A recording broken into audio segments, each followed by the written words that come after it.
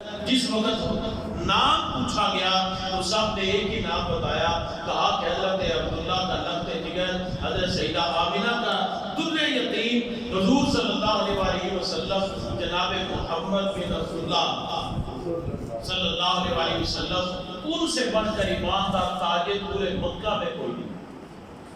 اب آپ کاروبار کا مدد تو آیا، اور بھی دکانیں ہیں، اور بھی لوگ ہیں، اور بھی قافلے جاتے ہیں، لیکن ہر ایک کی زبان پر ایک ہی ہے کہ اس نوجوان کے کاروبار کا طریقہ ہی علیحدہ ہے۔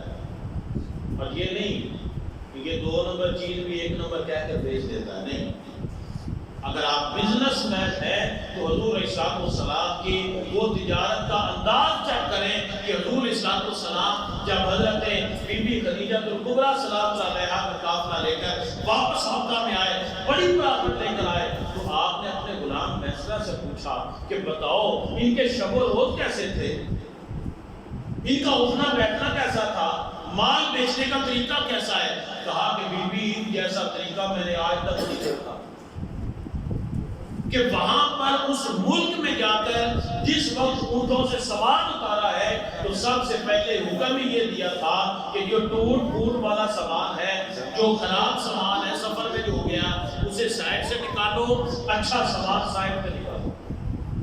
یہ نہیں کہ یار خراب کپڑا نقشے نے بیچے آتے بھی تھان لینا نے 1 بجے دندہ بھی توڑ دے، جان دو۔ فروٹ لینے کے لیے آیا 2 درجن لینے، تو آدھی درجن خراب کیلے اسی کے اندر، آپ دینے کے لیے آیا تو جناب 5-6 آم خراب اس کے اندر، تاکہ اس کو ڈال ہی دینے، آپ اتنا مرضی تلاش کر کے شاپر میں ڈالیں، اس نے اپنے ہاتھ سے 1-2 اس میں ڈال ہی دینے کہ جناب بس یہ میں نے بیچنے نہیں، میں لے کر نہیں آیا۔ حضور صلی اللہ علیہ وسلم نے مال علیحدہ کروایا۔ جو بندہ خریدنے کے لیے آتا، آقا علیہ السلام فرما دیتے کہ یہ مال داغی ہے، یہ مال ٹھیک ہے، اس کی قیمت اتنی ہے اور اس کی قیمت میں نے اتنی لینی ہے، چونکہ یہ مال صاف ہے، یہ گارنٹی والا ہے، تو اس کے پیسے میری مرضی کے، یہ داغی ہے، رستے میں خراب ہو گیا، موسم کی وجہ سے خراب ہو گیا، کچھ بھی ہو گیا، اس کی قیمت کم میں لے رہا ہوں کیونکہ یہ داغی ہے۔ آج ہم ایسا بزنس کرتے ہیں، یہ ہے لَقَدْ كَانَ لَكُمْ فِي رَسُولِ اللَّهِ أُسْوَةٌ حَسَنَةٌ، یہ حضور کا اسوہ حسنہ ہے۔ آگے بڑھیے، آقا کریم صلی اللہ تعالیٰ علیہ وسلم کی حیات مبارکہ، جس وقت حضور علیہ السلام کوہ صفا پر تشریف لے گئے، حکم آ گیا تھا کہ لوگوں کو اسلام کی عام دعوت دیں۔ صفا مروا پہاڑی جس کے اوپر صحیح کرتے ہیں، صفا کی پہاڑی پر حضور اوپر تشریف لے گئے۔ اس زمانے میں یہ پہاڑی مکہ میں خاص اعلان کرنے کے لیے مخصوص تھی، جس نے اعلان کرنا ہوتا وہ اس پہاڑی پر آتا، مکے والوں کو بلاتا، سارے لوگ قریب قریب آ جاتے ہیں، پھر وہ اپنا پیغام دیتا۔ حضور علیہ السلام نے نیا طریقہ نہیں اختیار کیا، جو معاشرے کا طریقہ تھا، ٹھیک طریقہ تھا، اسی کے مطابق لوگوں کو دعوت دی ہے۔ حالانکہ آپ معجزے انبیاء کو خدا نے دیے، معجزہ بن کے آیا ہمارا حضور علیہ السلام اگر چاہتے تو معجزے دکھا کے لوگوں لے آتے، لیکن معجزے اور کرتب دکھا کر جو بندے سامنے آئیں یا آپ کے قریب آئیں وہ کچھ دیر کے لیے آتے ہیں۔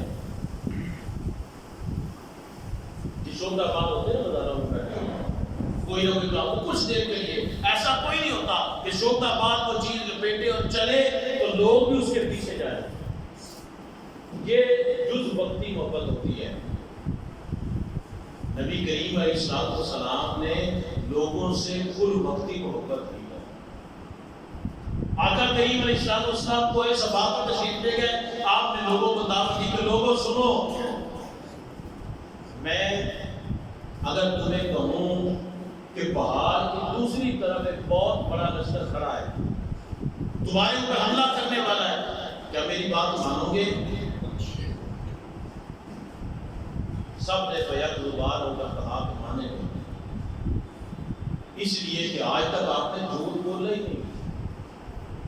آقا کریم علیہ السلام نے فرمایا کہ پھر گواہی دو کہ اللہ تعالیٰ ایک ہے اور میں اللہ کا رسول ہوں.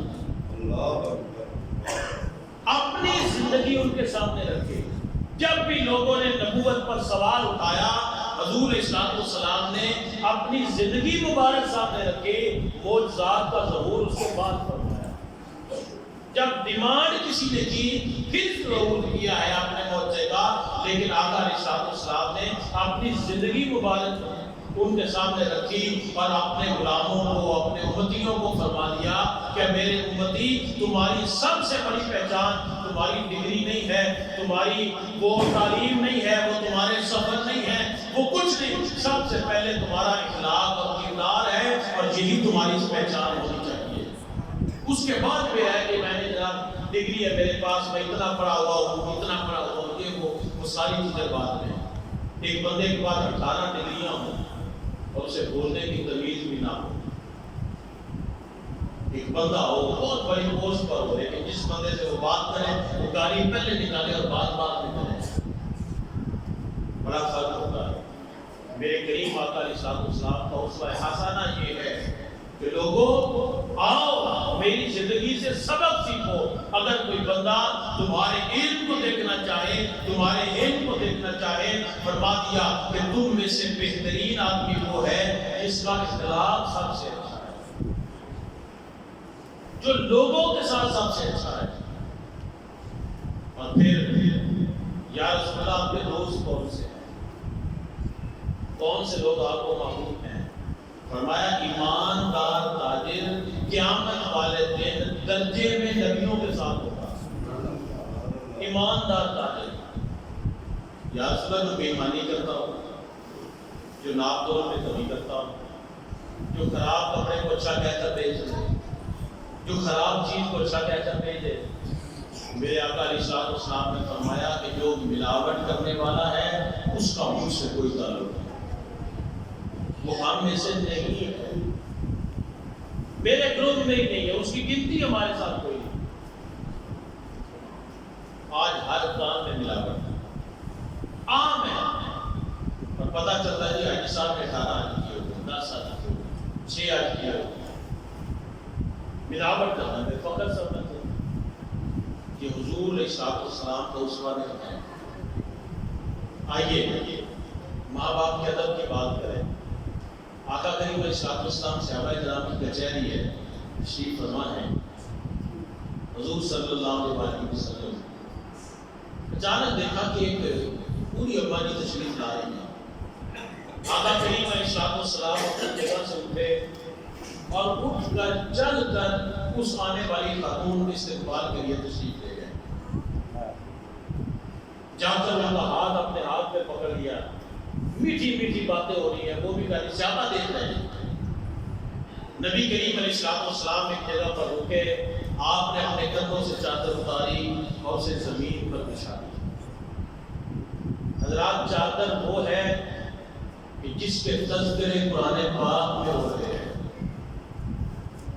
یا ایھا المزمل، اے چادر اوڑھ کر میری عبادت کرنے والے، اس چادر کو اتارا جن ہاتھوں سے ہے، ان ہاتھوں کی قسم اللہ تعالیٰ فرماتا ہے. اللہ تعالیٰ ان کے ہاتھ کو اپنا ہاتھ قرار دیتا ہے. وما رمیت اذ رمیت ولکن اللہ رمی. بابو جو تم نے کنکر مارے وہ تم نے بھی مارے، وہ تو ہم نے مارے. ید اللہ فوق ایدیہم کہہ کر اللہ تبارک و تعالیٰ نے آپ کے ہاتھ پر اپنا ہاتھ قرار دیا. ان ہاتھوں سے، ید اللہ والے ہاتھوں سے اس چادر کو اتارا، اسے زمین پر بچھا دیا. زمین پر بچھانے کے بعد اس آنے والی اماں جی کو اس چادر کے اوپر بٹھایا. وہ چادر جو حضور کے کندھوں پر رکھی تھی، نبیوں کے تاجدار کی چادر ہے، کسی عام بندے کی نہیں ہے. آج ایک چادر جو کسی مزار شریف پر مس ہو کر آئی ہو، کچھ بھی نہ اوپر لکھا ہو، صرف سادہ چادر ہو، آپ اسے زمین پر نہیں رکھنے دیتے. یہ تو وہ چادر تھی کہ جسے حضور اوڑھ کر رکھتے تھے تو قرآن پاک کی آیتیں نازل ہوتی ہیں. شادی تھا، اس آنے والی خاتون کو اوپر بٹھایا. بڑے قریب ہو کر بیٹھے تاکہ ان کو زور لگا کر نہ بولنا پڑے. میٹھی میٹھی باتیں ہوتی رہی. جب جانے لگی کچھ طائف دیے, دور تک انہیں چھوڑنے کے لیے گئے. جب حضور ارشاد الاسلام واپس تشریف لائے تو صحابہ نے عرض کی یا رسول اللہ صلی اللہ علیہ وسلم, حضور فرمائیے تو صحیح یہ بختوں والی ہماری کون تھی؟ اتنی شان, اتنا مقام کہ جس کے لیے آپ اٹھیں اور اٹھ کر استقبال کریں, اپنی چادر بچھائیں, اس چادر کے اوپر بٹھائیں, قریب بیٹھ کر باتیں کرتے رہیں. جب رخصت ہو انہیں تحائف بھی دے, تحائف دے کر رخصت کریں. یا رسول اللہ یہ عظمتوں اور شانوں والی یہ اماں جی کون تھی؟ میرے آقا علیہ الصلوۃ والسلام نے فرمایا یہ میری رضائی والدہ اماں حلیمہ سعدیہ. سبحان اللہ. آج ہمارے بھی ہم کتنا ادب کرتے ہیں. کبھی بھی نوجوان تشریف فرما ہے جن کی مائیں زندہ ہے, آج میلاد مصطفیٰ سے یہ بات اپنے ذہنوں میں بٹھا کر آئیں کہ کبھی بھی ماں کے جوتے کے اوپر اپنا پیر نہیں رکھنا. اس جوتے میں اس کے پیر آتے ہیں, وہ پیر آتے ہیں جن پیروں کے نیچے ہماری جنت ہے. کبھی بھی ماں کے باپ کے جوتے کے اوپر پاؤں نہ رکھیں. کبھی بھی ان کا جوتے کو پیر سے سیدھا نہ کریں کہ بیڈ کے نیچے کرنا ہے تو ٹھوکر ماری اور سائڈ پہ کر دیا. کبھی نہ کریں. جب بھی کبھی ماں کے باپ کے جوتے آپ نے درست کرنے ہوں تو آپ انہیں اپنے ہاتھوں سے اٹھا کر ایک جگہ پر ایک سائڈ پر جوڑ کے رکھیں. کبھی پاؤں نہ لگائیں. ماں باپ بیٹھا ہوا ہو تو کبھی بھی سرہانے کی طرف نہ بیٹھیں اس وقت تک کہ جب ان کا حکم ہو کہ بیٹا ادھر بیٹھو. جب تک حکم نہ ہو ہمیشہ بائندی کی طرف بیٹھیں. نبی کریم صلی اللہ تعالی علیہ وسلم نے ادب کر کے بتا دیا, محبت کر کے بتا دی کہ یہ تو رضائی والدہ ہے. اگر آج اماں آمینہ سلام اللہ علیہا ہوتی تو کیا ماں. اس صحابی حضور صاحب صاحب کی بارگاہ میں آئے. میری گفتگو اپنے اختتام کی طرف گامزن ہے. آخری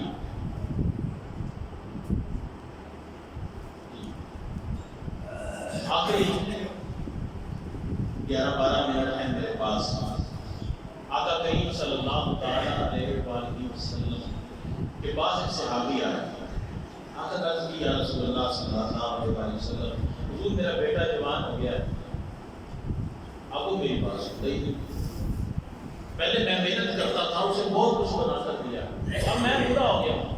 اب وہ جوان ہے, وہ بڑا کاروبار کرتا ہے, بھاگ بھاگ کر کام کرتا ہے, زیادہ محنت کر لیتا ہے, لیکن آقا مجھے کچھ دیتا نہیں ہے.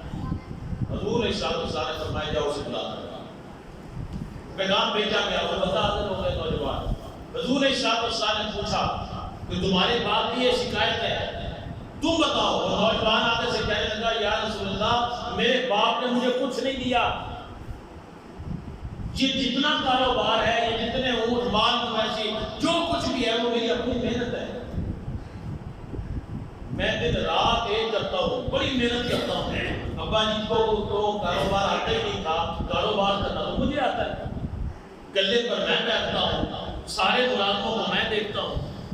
مال کہاں سے خریدنا ہے مجھے زیادہ پتا ہے, بیچنا کس طریقے سے مجھے زیادہ پتا ہے. تو ساری محنت تو میری ہے, میں اپنے باپ کو حصہ کیا دوں.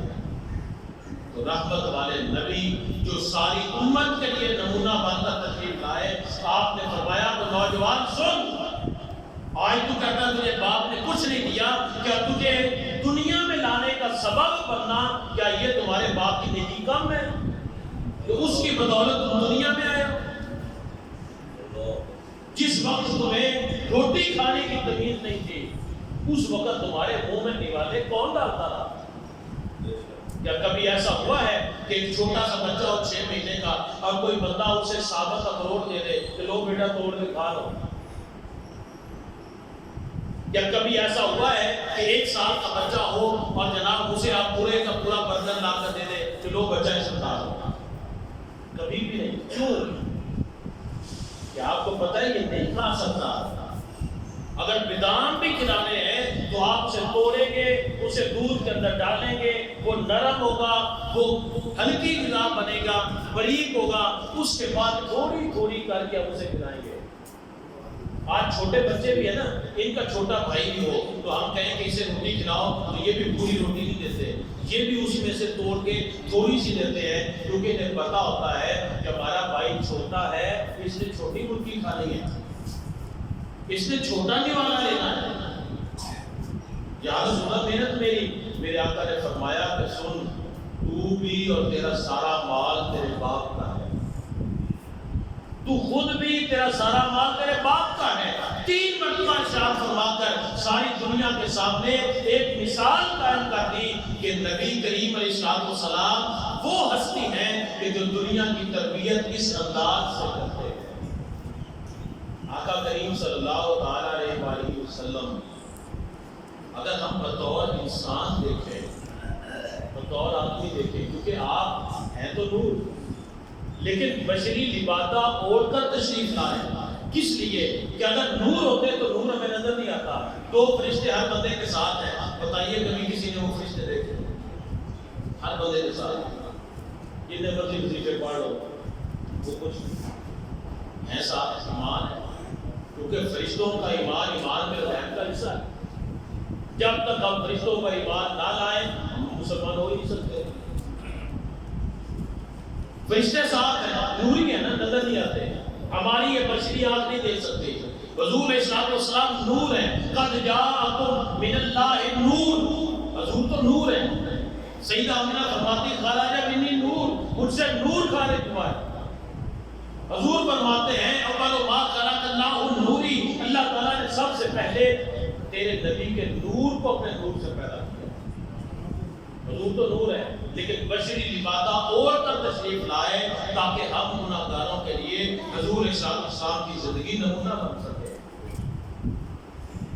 حضور رحمت عالم صلی اللہ تعالی علیہ وآلہ وسلم کامل بشر بن کر، کامل اور اکمل بشر بن کر حضور تشریف لائے۔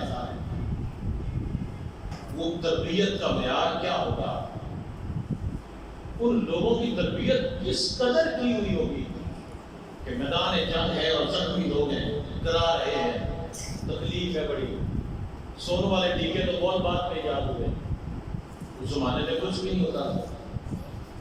اس زمانے میں جناب وہ کسی کو ٹانکے بھی لگانے ہوتے تو جاگتی آنکھوں سے وہ دیکھ رہا ہوتا تھا اور سیا جاتا تھا، وہ دور تھا۔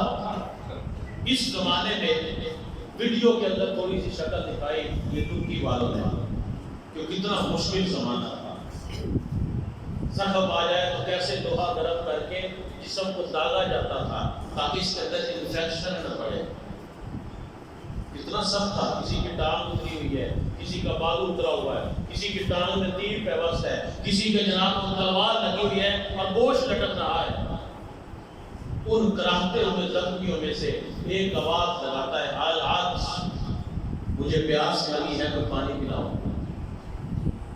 ایک ٹیم تھی جن کی ڈیوٹی تھی زخمیوں کو پانی پلانا۔ اس ٹیم کا ایک قائد آگے بڑھا، اس کے پاس سرائی ہے یا اس کے پاس تشکیلہ ہے، ایک آپ کے پیالہ ہے، وہ بھاگ کر اس زخمی کے پاس آتا ہے جس کی کبھی آنکھیں کھلتی ہیں اور کبھی بند ہوتی ہیں، جسم لہو لہان ہے، جسم کٹا پھٹا ہوا ہے، پیالے میں پانی بھرا، ابھی بھر کر پیش ہی کرنے لگا ہے کہ تھوڑے فاصلے پر ایک اور زخمی کراتا ہے، مجھے پانی دو۔ یہ زخمی جس کی اپنی آنکھیں بند ہو رہی تھی، یہ اس زخمی حالت میں کہتا ہے کہ مجھے نہیں، پہلے پانی اس کو پلا۔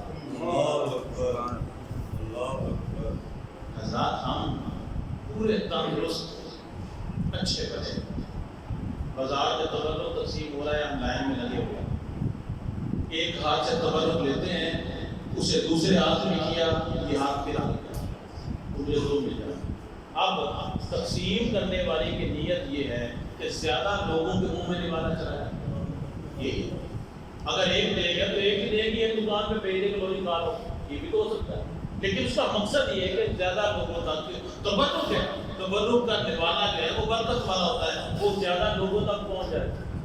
تو اگر آپ 2 اور 3 شاپر لے جا رہے ہیں یا باکس لے جا رہے ہیں تو آپ نے دوسروں کا حق نہیں مارا، جذبہ اظہار کدھر گیا؟ چاہیے تو یہ کہ آپ لائن میں 1 گھنٹہ لگ کر آپ نے چیز لی ہے، آپ آ رہے ہیں، ایک ضرورت مند سامنے آ گیا، آپ اپنی ضرورت کی چیز اسے دے دیں۔ یہ تربیت ہے مصطفیٰ علیہ السلام۔ پانی کا پیالہ دوسرے زخمی کے پاس، پانی پی لو بھائی، ابھی اسے اٹھایا جا رہا ہے، ایک اور کی آواز آئی کہ آخری سانس چل رہی ہے، کوئی ہے جو مجھے پانی پلائے؟ یہ زخمی جسے پکڑ کر اٹھایا جا رہا ہے کہتا ہے مجھے نیچے نکالو، میں اس کو پانی پلاؤں۔ پانی کا پیالہ تیسرے زخمی کے پاس جاتا ہے، جس وقت پیالہ پہنچا ان کی روح ان کے جسم سے نکل چکی تھی، شہید ہو گئے تھے۔ اب پیالے والا پہلے کے پاس آیا، چلو انہیں پلا دو، وہ بھی شہید ہو چکے تھے، سب سے پہلے کے پاس آیا، تو جب آ کر انہیں ہلانے جلانے کی کوشش کی وہ بھی شہید ہو گئے تھے۔ آپ کس قدر تربیت کی ہوئی تھی میرے آقا نے؟ اس تربیت کا معیار کیا تھا؟ جس وقت حضور علیہ السلام نے خط لکھے ہیں مدینہ منورہ میں مختلف ملکوں میں بادشاہوں کو، تو ذرا اسلامک ہسٹری پڑھ کے تو دیکھیں نا۔ آج بعض اباب انگریزی نہیں پڑھنی چاہیے، بعض اباب فارسی نہیں پڑھنی چاہیے، بعض اباب چائنیز نہیں سیکھنی چاہیے۔ حالانکہ آقا علیہ السلام نے فرمایا کہ جس قوم کی زبان سیکھو گے اس قوم کے شر سے محفوظ رہو گے۔ تمہیں پتہ چل جائے گا کہ وہ شرارت کیا کرتے ہیں، کیونکہ تمہیں زبان آتی ہے۔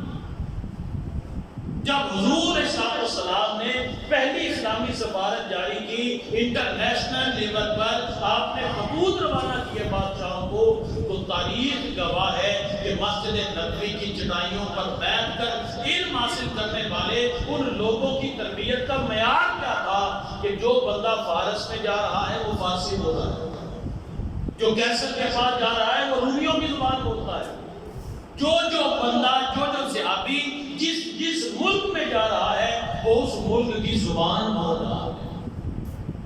یہ میرے کریم آقا علیہ السلام نے ہمیں بتایا کہ اسلام کی عروج اور ترقی کے لیے معاشرے کے ہر فرد کا طاقتور ہونا، ہر فرد کا اس سے محبت کرنا یہ ضروری ہوتا ہے۔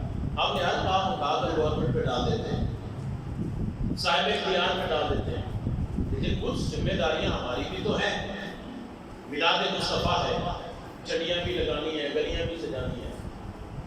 اب آپ کو پتا ہے کہ اس محلے میں سے جس نے گزرنا ہے صرف میری ایک گلی ہے، اور اس گلی سے آگے 4 محلے اور اٹیچ ہوتے ہیں۔ اگر کوئی بندہ ادھر سے نہیں گزرتا تو اسے کافی زحمت کر کے بہت اوپر سے ڈھونڈ کر آنا پڑتا ہے۔ اس گلی میں کبھی بھی پہاڑی نہ لگائیں، اسے کبھی بھی بند نہ کریں۔ یہ کون سا میلاد ہے؟ حضور رحمت بن کر آ رہے ہیں اور ہم گلیوں کو بند کر کے آگے کھڑے ہو گئے۔ بندہ آ رہا ہے، اسے گزرنا ہے، کوئی پتہ نہیں۔ رات آپ نے سجاوٹ کرنی ہے، گلی سجانے کے لیے نوجوان لگے ہوئے ہیں، اچھی بات ہے سجاوٹ کریں، لیکن جناب آدھی رات کو 2 بجے تک 3 بجے تک ڈیک گلی میں لگایا ہوا ہے، اونچی آواز سے وہ جڑیاں لگا رہے ہیں، لیکن اس کی آواز سے جو لوگ ڈسٹرب ہو رہے ہیں اس کا جواب کون دے گا؟ اتنی دیر تک لوگ جا رہے ہیں، آپ لگائیں ناطے لگانے قوالی جو بھی آپ سننا چاہتے ہو سنیں، لیکن جس وقت لوگوں کے آرام کا ٹائم ہوا آپ اس کو بند کر دیں، اس جاگرت کرتے رہے۔ اپنا جشن منانے کے لیے ہم لوگوں کے لیے زحمت کا باعث بنے، اسے تو میرے آقا علیہ السلام نے نہیں پسند کیا۔ حضور رحمت عالم علیہ السلام کا اسوہ حسنہ کہ آقا علیہ السلام جب بھی اپنے نالین مبارک پہنتے تھے آپ انہیں چھاڑ لیتے تھے۔ حالانکہ ایسا ہر چیز دیکھا کہ حضور علیہ السلام کے نالین میں خصوصی جانور آیا، کیونکہ جانوروں کو تو پتا تھا کہ یہ اللہ کے نبی ہے، اسی لیے تو ہرنی آدم شکایتیں کرتی تھی، اسی لیے تو اونٹ بھی حضور علیہ السلام سے باتیں کر لیتا تھا، کبوتری آدم باتیں کر لیتے تھے، درخت حضور سے باتیں کر لیتے تھے، پنچر حضور علیہ السلام سے باتیں کر لیتے تھے۔ آقا کریم علیہ السلام گدھے کی زبان سمجھ لیتے تھے، گھوڑے حضور سے باتیں کر لیتے تھے۔ یہ تو میرے کریم آقا علیہ السلام ہے کہ جانور انہیں پہچانتے تھے۔ آقا کریم صلی اللہ علیہ وسلم نے ہمارے لیے نمونہ قائم کر دیا کہ لوگوں جب بھی کبھی جوتا پہنو، کیونکہ انہیں پتا تھا کہ ہمارے جوتے ایسے آ جانے ہیں کہ جس کے اندر اسے جھاڑے بغیر پتہ نہیں چلے گا کچھ ہے کہ نہیں ہے۔ بوٹ جو ہمارے ابھی سردیاں آ رہی ہیں، سردیوں میں عموماً ایسے ہوتا ہے، ہم جوتے اتار کے رکھتے ہیں، اس کو ایسے ہی پہن لیتے ہیں۔ شوز پہننے سے پہلے ان کو لازمی جھاڑنا ہے تاکہ اگر کوئی موذی جانور اس کے اندر ہے، کیڑا مکوڑا ہے تو وہ نکل جائے۔ اس قدر رحمت بن کر، اور حضرات میری گفتگو کا وقت اپنے اختتام کو پہنچا، وہ ہجرت کی رات کو ذرا چشم تصور میں لائیں۔ ہر قبیلے سے ایک ایک دو دو نوجوان شامل ہیں، تلواریں ہاتھوں کے اندر ہیں، صاف پتہ ہے کہ یہ لوگ آج کی رات مجھ پر قاتلانہ حملہ کرنے آئے، صاف پتہ ہے۔ گھر کو چاروں طرف سے گھیرا ہوا ہے، پتہ بھی ہے کہ یہ لوگ جان کے دشمن ہیں، لیکن کیا وجہ ہے کہ حضور علیہ السلام ہجرت سے پہلے حضرت علی کو اٹھانے، علی اٹھ کر انہیں سمجھا رہے ہیں کہ یہ امانت فلاں بندے کی ہے جس کا بیٹا تلوار لے کر کھڑا ہے، یہ امانت فلاں بندے کی ہے جس کا بھتیجا آیا ہوا ہے، یہ امانت فلاں بندے کی ہے جو خود آیا ہوا تلوار لے کر، لیکن اس کی امانت تو میرے پاس ہے۔ وہ میری جان کا دشمن ہے تو علیحدہ بات ہے، لیکن اس کی امانت تو میرے پاس ہے نا۔ علی کو میرے بستر پر تم لیٹ جاؤ، میں جا رہا ہوں مدینہ منورہ کی طرف، تمہارا انتظار کروں گا قبا کے مقام پر، تم آؤ گے تو مدینے میں جاؤں گا۔ صبح اٹھنا، یہ امانتیں انہی لوگوں کو جو آج مجھے مارنے کے لیے آئے ہیں، ان کی امانتیں ہیں۔ ان کے گھروں میں جا کر دروازہ کھٹکھٹا کر ان کو بتا دینا کہ رات جس کو مارنے کے لیے گئے تھے اس نے تو تمہاری ایک جو پیسہ تھا، ایک درہم تھا، اس نے تو اس کی بھی ہیرا پھیری نہیں کی۔ تم جان کے دشمن بنے ہوئے ہو لیکن وہ تمہاری امانتوں کو بھی خراب نہیں کر رہے، تو یہ امانتیں انہیں واپس کرنا، ایک ایک بندے کو واپس کر کے مدینے آ جانا، میں تمہارا انتظار کروں گا۔ احباب، یہ کردار ہے حضور علیہ السلام کا۔ آج ہمارے پاس بھی امانت ہو کسی کی اور اس کے ساتھ ہو جائے لڑائی تو جنازے پر اعلان اس کے بچے کر رہے ہوتے ہیں کہ جس نے ابا جی کے کو پیسے دینے ہو وہ مہربانی کرے۔ ابا جی بڑے لوگوں کو ادھار دیتے تھے، سارے کہتے چپ ہو جو حاجی صاحب مجھ مار گئے ہیں، آپ اونچی بات نہ کرنا، کسی کو نہ بتانا کہ میں نے پیسے لیے ہوئے، دبا لیتے ہیں، کوئی بھی دینے کے لیے نہیں آتا۔ اللہ ماشاءاللہ جو لوگ اچھے ہیں وہ بتا دیتے ہیں کہ تمہارے باپ کے پاس کھاتا نہیں لکھا ہوا، لیکن بیٹا میں نے اسے ₹1,00,000 دیا ہوا ہے، میں نے 50,000 دیا ہوا ہے۔ ہمارے ایک دوست ہیں تو ان کا ایک ساتھی وہ دکان میں گیس لیکیج کی وجہ سے دھماکہ ہوا تو دکان تباہ ہو گئی، بیچارے بندہ بھی موقع پہ موت ہو گیا۔ اس کے فوتگی کے بعد اس کا ₹2.5 دینا تھا اور سارے کھاتے دکان میں جل گئے تھے۔ اب والد اس کا بیٹھا ہوا ہے کہ اتنے پیسے لگا کر دکان بنائی تھی، ساری جمع پونجی بھی گئی، اب پتہ نہیں کس کس سے لینے تھے، مجھے تو پتہ بھی نہیں ہے۔ تو اس وقت خاموشی سے جا کر اس کے باپ کو وہ ₹2.5 دوست نے پیش کیا اور کہا کہ یہ تمہارے بیٹے کا میں نے دینا تھا۔ یقین مانے کہ وہ بندہ دھاڑے مار مار کر رونے لگ گیا، کہنے لگا کہ مجھے مہینہ ہو گیا ہے، خرچے میں ضرور کر رہا ہوں، ادھر سے کوئی آ رہا ہے کہ 20,000 لینا تھا، 15,000 لینا تھا، میں لکھتا جا رہا ہوں کہ دے دوں گا، ابھی میرے پاس نہیں ہے، لیکن دینے والا ایک بندہ بھی نہیں آیا۔ احباب، ہم تو مردوں کو معاف نہیں کرتے، جو اسوہ حسنہ نہیں ہے۔ عاشق رسول اشتہاروں پر لکھانے سے بندہ نہیں بنتا، عمل سے بندہ بنتا ہے۔ ہمیں دیکھ کر کوئی غیر مسلم عیسائی دیکھ کر کہے کہ اگر یہ بندہ اتنا اچھا ہے تو وہ ان کے نبی کتنے اچھے ہوں گے جن کا یہ کرنا پڑتا ہے۔ اگر یہ اتنا اچھا ہے جو ان کے میلاد کی جھنڈیاں لگا رہا ہے تو جس نبی کے میلاد کا جھنڈیاں لگا رہا ہے، جس کے نبی کا میلاد منا رہے ہیں، اس نبی کا اخلاق اور کردار کیا ہوگا۔ اللہ تعالیٰ کا دعا ہے کہ اللہ تعالیٰ ہمیں آقا کریم علیہ السلام کے اسوہ حسنہ پر عمل کرنے کی توفیق عطا فرمائے۔